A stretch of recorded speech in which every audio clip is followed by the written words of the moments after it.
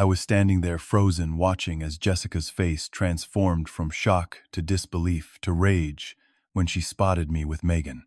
The woman who cheated on me with my best friend and walked away from our 8-year marriage without looking back was now staring at us from across the restaurant. I felt Megan squeeze my hand as Jessica began making her way toward our table, her eyes wild with an emotion I recognized all too well: jealousy. The irony of the moment was not lost on me, but neither was the potential disaster about to unfold. Before I tell you how my ex-wife completely lost it when she saw me happy with someone new, let me know where you are watching from. Hit that like and subscribe button if you have ever witnessed someone regretting their own decisions. This story might just show you that sometimes karma arrives at exactly the right moment. My story begins, like many others. I am Steven, a 35-year-old software engineer living in Seattle.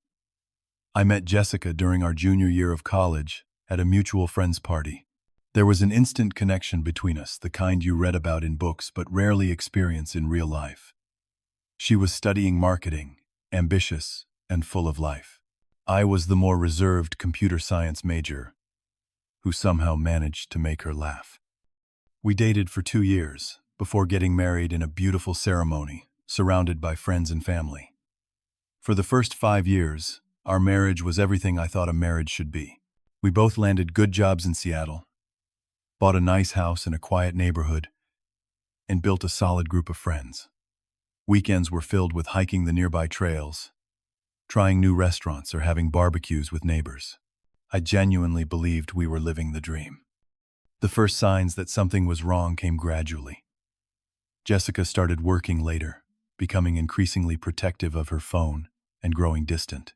When I asked if everything was okay, she would brush it off, blaming work, stress, or fatigue.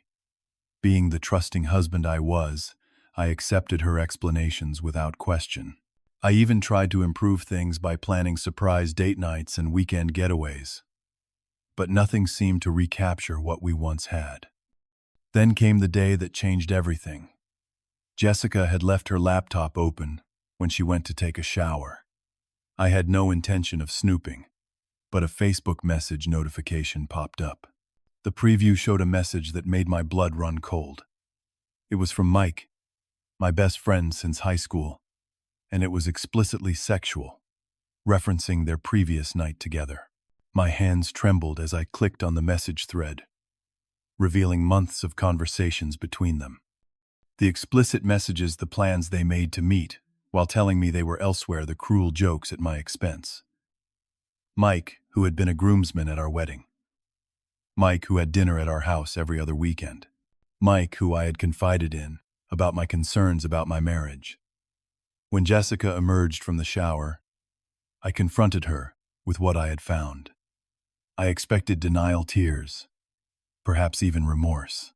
What I got instead was cold indifference. "I was going to tell you eventually," she said with a shrug. "Mike and I have been seeing each other for 8 months now. I was trying to find the right time to ask for a divorce." Her casual tone cut deeper than the betrayal itself. When I asked her why, her answer was devastating. "You are too predictable, Steven. Too safe. Our life together became stale years ago. Mike makes me feel alive." Within days, Jessica moved out of our home and in with Mike. The humiliation of having to explain to friends and family that my wife had left me for my best friend was almost unbearable. Some people already knew, having suspected the affair, but feeling too uncomfortable to tell me. That knowledge only amplified my shame. How obvious had their betrayal been, while I remained oblivious? The divorce proceedings were as painful as the betrayal. Jessica fought for more than her fair share of our assets, claiming she had sacrificed career opportunities for our marriage. It was another bitter pill to swallow, especially knowing she had been planning her exit for months, while I remained committed to making things work. By the time the divorce was finalized, I had lost my wife, my best friend, and many of our mutual friends who felt too awkward to maintain relationships with both couples. I was alone, humiliated, and completely broken. The months following the divorce were the darkest of my life. I moved from our spacious house into a small, one-bedroom apartment that I barely bothered to furnish. Empty takeout containers piled up as I lost interest in cooking for one.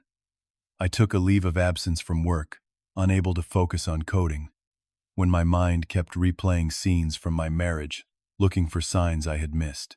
Alcohol became my closest companion. I would start drinking in the early afternoon and continue until I passed out on the couch. Friends would call or text, but I rarely responded. When my sister Emily would visit, I would pretend to be doing better than I was, but she saw through the act. My rock bottom came 6 months after Jessica left. I had returned to work but was barely functioning. I missed an important deadline for a major project, putting my team in a difficult position and nearly costing me my job. My manager, concerned about my performance, suggested I take another leave or consider finding a position elsewhere. That evening, Emily showed up at my apartment, unannounced. She took one look at the empty whiskey bottles, the unwashed dishes, and the general disarray of my life, and made a decision. "This ends now," she said firmly. "You can be heartbroken, but you cannot let those two destroy your entire life. They are not worth it." She stayed with me that weekend, cleaning my apartment and forcing me to shower and eat proper meals. More importantly, she made me face some hard truths. "Jessica did not leave because you were lacking," Emily told me. "She left because of her own selfishness. Stop giving her the power to define your worth."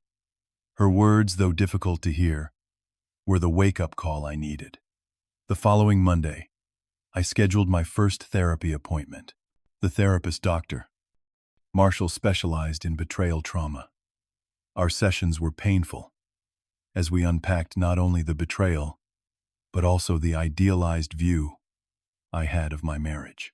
I had to confront the reality that Jessica had not been happy for years, and I had been too afraid to see it. "Healing is not about forgetting what happened," Dr. Marshall explained.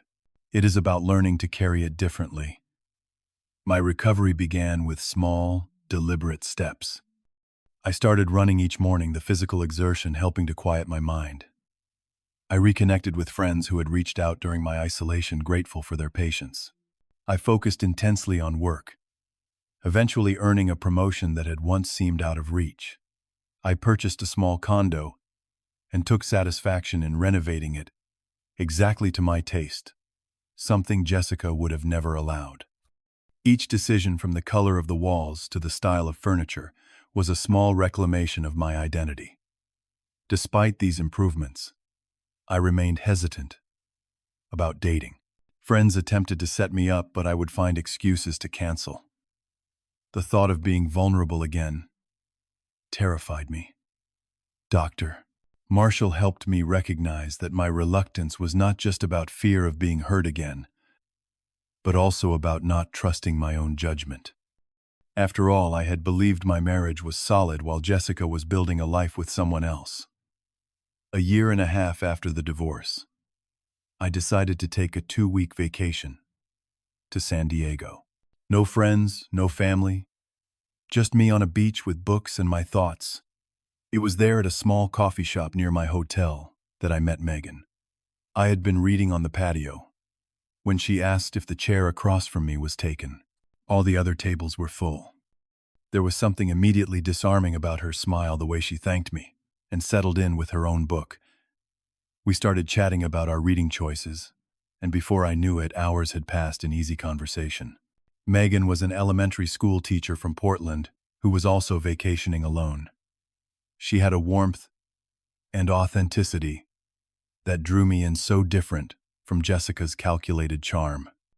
When she mentioned she was recently out of a difficult relationship herself, I found myself sharing parts of my story I had only discussed in therapy. Our vacation schedules aligned, and we spent the next few days exploring San Diego together. By the time I was scheduled to fly back to Seattle, I felt a connection I had not expected or sought. The prospect of returning to my solitary life suddenly seemed less appealing. "Long distance rarely works," Megan said as we exchanged numbers. "But I would regret not trying to keep in touch with you." Back in Seattle, I was surprised by how naturally Megan and I fell into regular communication. Our nightly phone calls became the highlight of my days. Unlike my hesitant rebuilding with friends, talking with Megan was effortless. We video chatted on weekends, sometimes for hours, discussing everything from childhood memories to future dreams. Megan shared her own relationship wounds. Her ex-boyfriend of 5 years had been emotionally manipulative, slowly isolating her from friends and family. She had spent the last year rebuilding those connections and finding herself again. Her resilience inspired me, and our shared experiences created a foundation of understanding between us.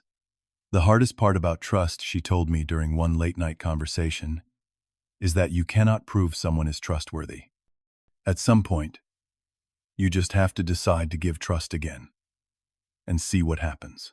After 3 months of long-distance communication, Megan mentioned that her school district was facing budget cuts, and she was considering looking for positions elsewhere. When I told her that Seattle had several schools hiring, she applied. A month later, she was offered a position, teaching 2nd grade at a school, just 20 minutes from my condo. "Are we crazy for doing this?" she asked the night before she moved. "We have only spent a week together in person." "Probably," I admitted, "but I would rather be crazy than wonder what might have happened." Megan's transition to Seattle was surprisingly smooth. She found an apartment in my neighborhood, and we began building a relationship in person. We took things slowly, both aware of our recent wounds. There were occasional moments of insecurity or misunderstanding, but we faced them with honest communication rather than withdrawal or accusation. 6 months after Megan moved to Seattle, I knew without doubt that what we had was real and lasting. The happiness I felt was deeper than anything I had experienced with Jessica. It was not built on fantasy or avoiding conflict, but on genuine acceptance and respect. We decided to celebrate our 6-month anniversary at Luciano's, an upscale Italian restaurant downtown. Megan wore a blue dress that brought out her eyes, and I found myself staring at her across the candlelit table, marveling at how my life had transformed. "What?" she asked, noticing my gaze.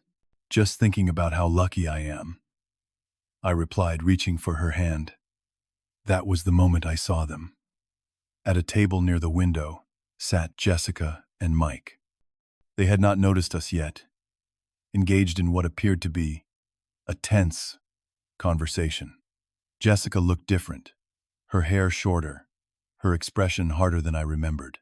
Mike seemed unchanged, still gesturing dramatically as he spoke. My heart rate spiked, and Megan immediately sensed something was wrong.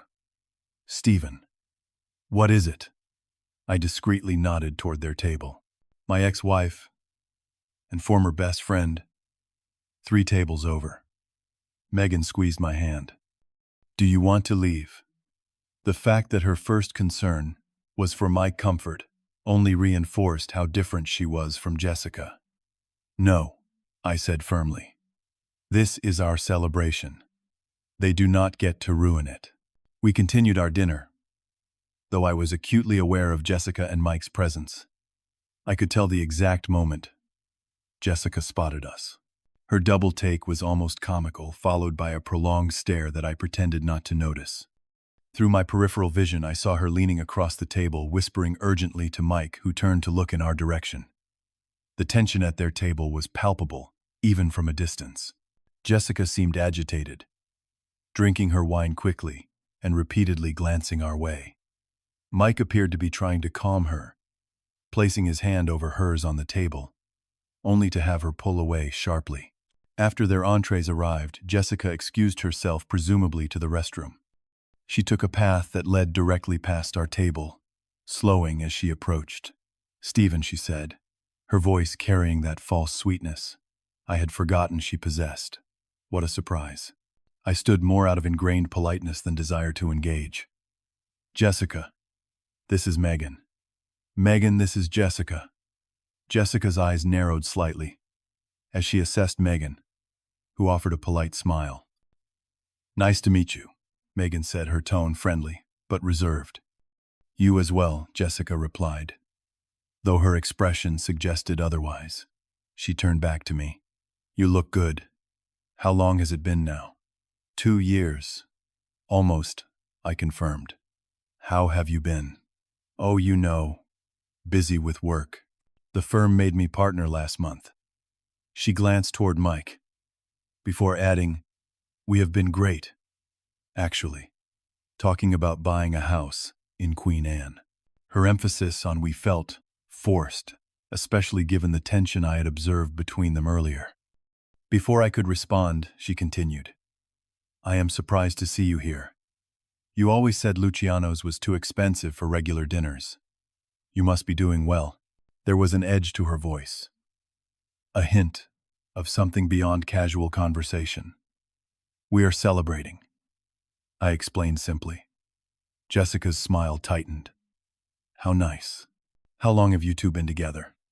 6 months today, Megan answered, linking her arm through mine. Jessica's eyebrows shot up. 6 months. That seems quick. I mean, considering everything. The implication was clear. She was suggesting I had moved on too fast, despite the fact that she had been the one to leave our marriage for someone else. It was unexpected, I acknowledged. But sometimes the best things are. Jessica's composure slipped slightly. Well, you certainly have a type. The comment hung awkwardly in the air. Megan shifted beside me, but remained silent. It was nice running into you, I said, firmly signaling an end to the conversation. Enjoy your dinner. Jessica lingered a moment longer, as if wanting to say more, before nodding and continuing to the restroom. When she returned to her table, she and Mike immediately began what appeared to be a heated discussion. She seems lovely, Megan said sarcastically once they were out of earshot. That was actually her on good behavior, I replied, trying to lighten the mood. I am sorry about that. Megan shook her head. Not your fault. But I think she is not as happy as she wants you to believe. Her observation proved prophetic. Throughout our meal, Jessica continued watching us, growing visibly more agitated. She ordered multiple drinks, while Mike grew increasingly uncomfortable. Their conversation became more animated, with Jessica gesturing emphatically, and Mike repeatedly shaking his head.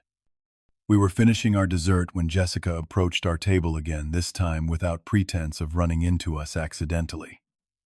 Her movements were slightly unsteady, her cheeks flushed from alcohol. Can we talk? She asked me directly, ignoring Megan entirely. We are finishing our dinner, I replied evenly. It will only take a minute, she insisted, then glanced at Megan, privately. Mike appeared behind her, his expression a mixture of embarrassment and anger. Jessica, let's go. You have had too much to drink.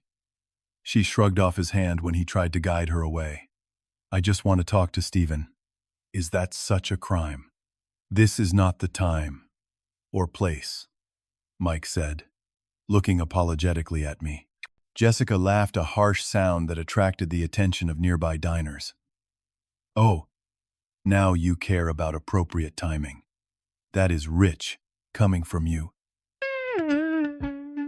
I stood, trying to defuse the situation. Jessica, you are causing a scene. Whatever you want to say can wait for another time. Her eyes filled with tears, startling me. In our 8 years together, I had rarely seen Jessica cry. You will not even give me 5 minutes. After everything we went through,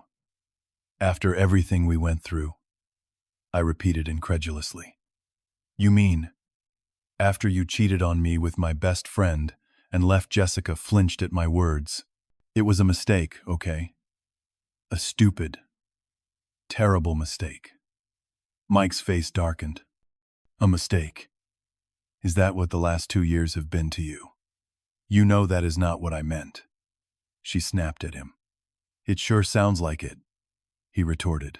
Turning to me, he added, just so you know, she has been doing the same thing to me that she did to you. Found her texting her gym trainer last month. Real original right. Jessica's face contorted with fury. Shut up, Mike. This is between me and Stephen. The restaurant had grown quiet, other patrons watching the drama unfold. Megan stood and took my hand, a silent show of support. "There is nothing between us anymore, Jessica," I said quietly but firmly. "You made your choice 2 years ago. I have made mine. You do not understand," she insisted, her voice breaking. "Mike and I, we are falling apart. It was never like what you and I had. You were good to me, and I threw it away for nothing." Mike threw up his hands. "I am done. You can find your own way home." He tossed money on their table and walked out, leaving Jessica standing alone beside our table, tears streaming down her face. "Please," she whispered, "can we just talk? Maybe get coffee sometime. I have been thinking about us, about what I gave up." In that moment, looking at the woman who had once been the center of my world, I felt nothing but pity. The anger, the hurt, the longing, all the emotions that had consumed me after our divorce were simply gone. "There is no us, Jessica," I said gently. "There hasn't been for a long time. I hope you find what you are looking for, but it is not with me." Taking Megan's hand, I placed money for our bill on the table and guided her toward the exit. Behind us, Jessica called my name once more, her voice desperate, but I did not turn back. That chapter of my life was closed. The cool night air was a relief after the tension in the restaurant. Megan and I walked in silence for a few blocks, processing what had just happened. Finally, she spoke. "Are you okay?" I considered the question carefully. Surprisingly, yes. Seeing her like that, hearing her say our marriage was a mistake, I expected to feel something, anger or satisfaction maybe, but I felt nothing except sorry for her. Megan nodded thoughtfully. "That is how you know you have really moved on. When their power to hurt you is gone." We continued walking, her hand warm in mine. "Thank you for handling that so gracefully," I told her. "Most people would have been upset by an ex causing a scene like that." "I was not threatened by her," Megan said simply. "I saw how you looked at her like she was a stranger. And I saw how you look at me." She smiled up at me, her eyes reflecting the streetlights. "Besides, her behavior only confirmed everything you told me about her." That night, as Megan slept beside me, I reflected on the strange journey that had led me to this point. 2 years ago, I had believed my life was ending when Jessica walked out. I could not imagine ever feeling whole again, let alone finding happiness with someone new. Yet here I was, more content and at peace than I had ever been with Jessica. 6 months after our encounter with Jessica at the restaurant, Megan and I moved in together. We turned the spare bedroom of my condo into a home office for her, where she could work on lesson plans and grade papers. Our life together was not perfect. We had disagreements and challenges like any couple, but they were handled with respect and communication, never with betrayal or cruelty. Through mutual friends, I heard that Jessica and Mike had finally broken up. Apparently, the gym trainer had not been an isolated incident. Mike experienced firsthand what it felt like to be on the receiving end of infidelity, a painful but perhaps necessary lesson for both of them. Sometimes people ask if I regret my marriage to Jessica, given how it ended. The truth is, I do not.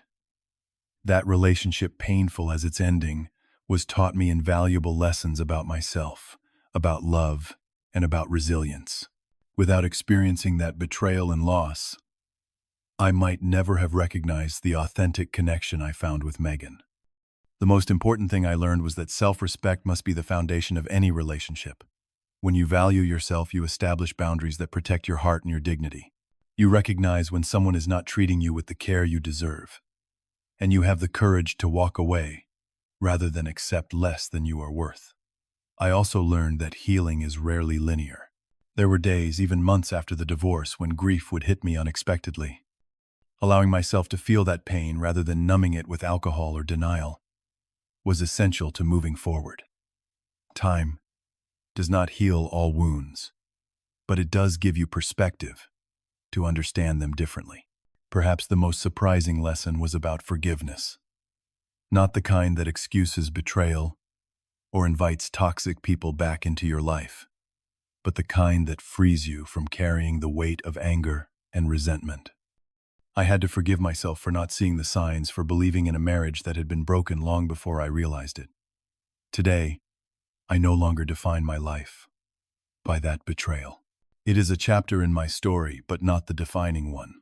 The love and partnership I have found with Megan has shown me what a truly healthy relationship feels like, one built on honesty, mutual respect, and genuine care for each other's well-being.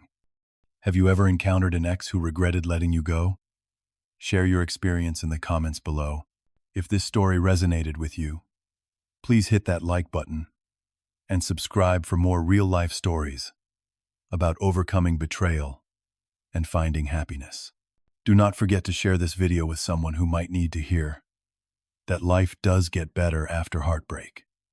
Thanks for listening, and remember that sometimes the most painful endings lead to the most beautiful beginning.